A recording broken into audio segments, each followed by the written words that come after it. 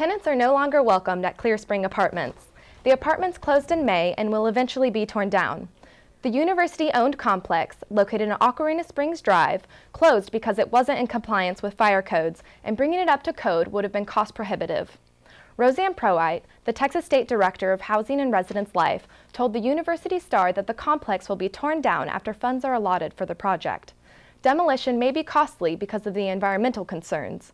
Endangered species live in the waterway next to the apartments.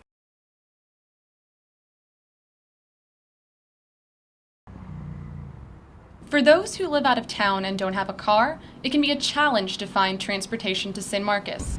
And then my first semester, about, a week in, I get an email saying that the bus service that I absolutely rely on is being canceled.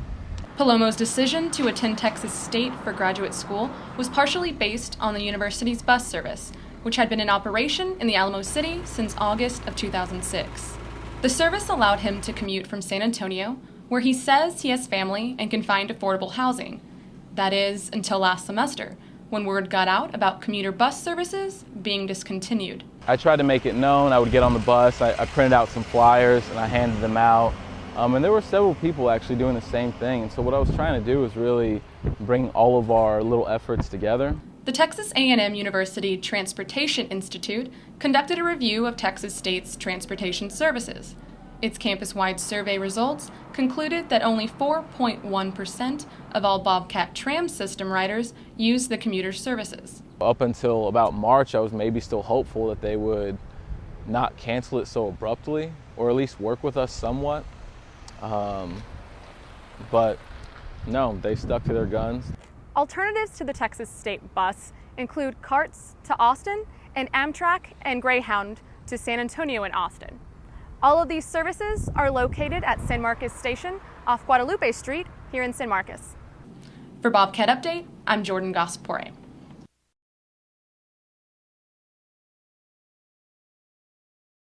A citywide rebate program encourages residents to be more efficient with their lighting sources. Residents are being asked to replace older lights with newer energy-efficient technologies that can help prevent the release of greenhouse gases.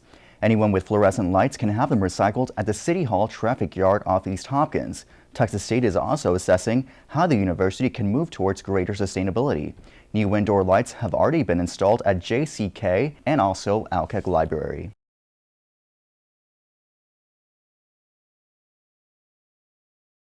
Southwest Airlines and Dish Network are teaming up to give travelers more entertaining flights. The company has announced that customers can now check out free iPad 2 tablets at airport kiosks. This will enable them to watch live and on-demand TV during flights between Chicago Midway, Denver, and Oklahoma International airports. The move builds on a previous collaboration between Southwest and the satellite TV provider. Back in July, they began offering free TV services on the airline's Wi-Fi-enabled planes. All right, well, are you going to dress up for Halloween tonight? I'm actually not dressing up for Halloween. I won't be going out at all, probably staying in and watching scary movies. Are you going to eat any candy at all? If you consider an apple candy, then yes. Oh, that's not as fun. Come what about on you, now. Carlos? I'm probably going to have some candy and hand them out to the kids. That's probably it. Well, that's very nice of you. Yeah. All right, well, that would do it for Bobcat Update this week. Thanks for spending your time with us. I'm Carlos Garcia. And I'm Jordan Poore. Have a happy Halloween, and we'll see you back here next week.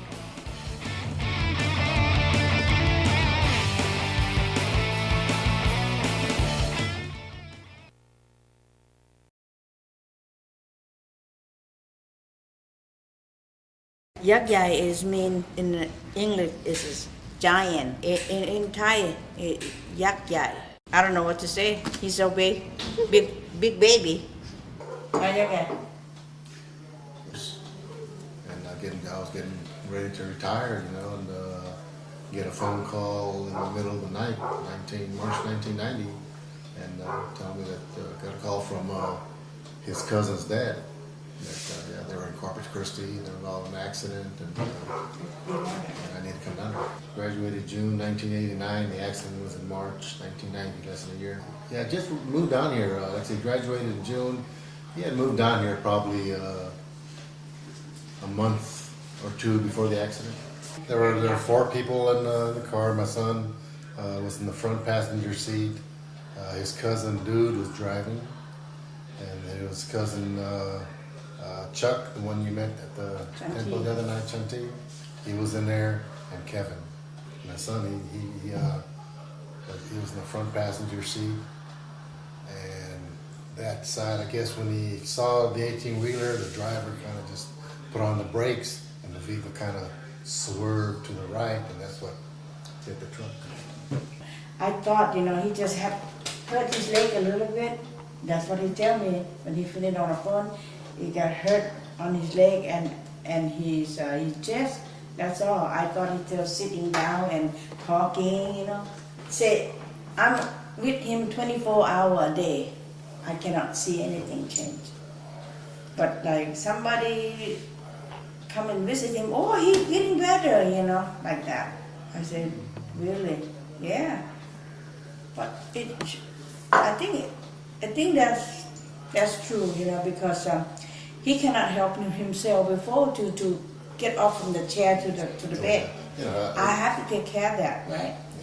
And then now he can get in and out of the chair himself. A year after the accident, he was still pretty much bedridden. We have to help him get in and out the chair and everything.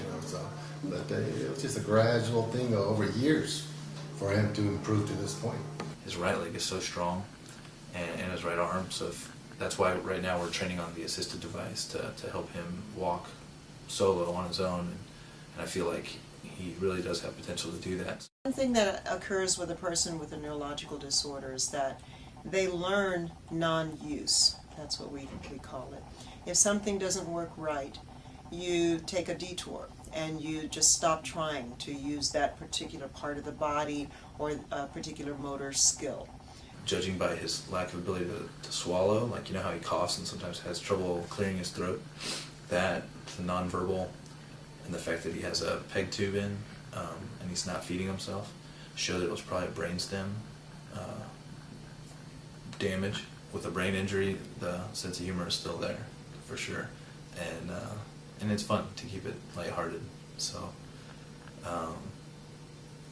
it's usually I'm the slow one catching up or catching on to the joke he just made.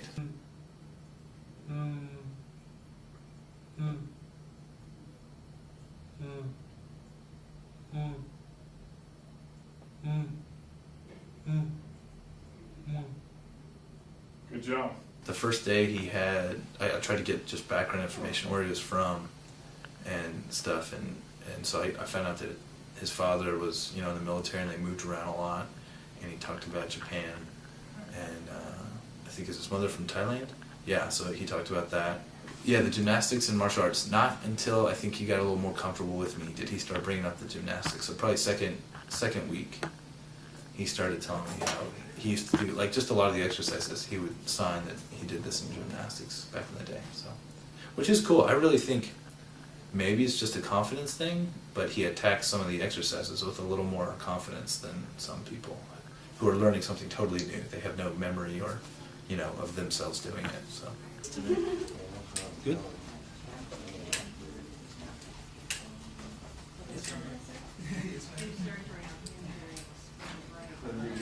Hi.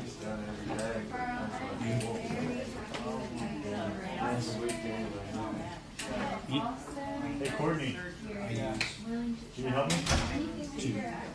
I need help. With this guy? Yeah. Hey! Great. That's great. I told him his ears must have been burning. Man, you just asked me about you. Yeah. I've been fine. Born ready, sir. I'm trying. You've got more of me to do. Why? About 15 hours every day. Yeah, I believe it. I believe it. And that's probably what's helping you come back like a champ. One thing that, as rehab specialists, what we see is that the body is an awesome thing. It can recover if given the right environment. Sheriff's not in? That's it, that one. That's it? That's it.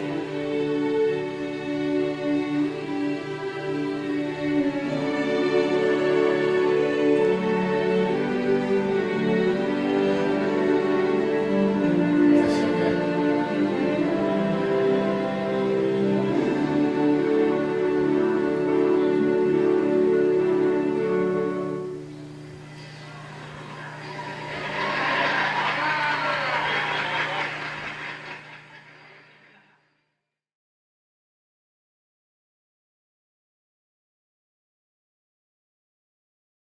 difference. That's what I all call all little ham difference, defects, whatever. I call them differences. Sounds cooler. It sounds more appealing to me. It's not so in your face. It's just cooler. I've always grown up calling it that way. Anyways, so I have something called TAR syndrome. TA stands for thrombocytopenia. It's actually a really well-known thing. It's where your blood and your bone marrow does not make enough platelets. So you bruise really easily. Like, I did a mission trip over spring break where I got kind of cut up on my legs a little bit. I still have bruises from that. And I highly doubt it will be gone for another week or two. And then the AR stands for absent radius, which is just the absence of not being born with a radius bone, which is why my arms are so short. So that's just how I happen to have the hands. It's because of the blood thing behind it. So nothing really keeps me from doing things. But as far as like writing, I don't know, like, it's never seemed like my hands were an issue with writing, except for a couple of times because the skin underneath my thumb is kind of tight on my veins. So I can be writing for a lot, and if I get stressed, it gets really tight, and my hands just kind of get cramped. Like, my fingers get cramped really easily because I have to hold them in a certain way for so long.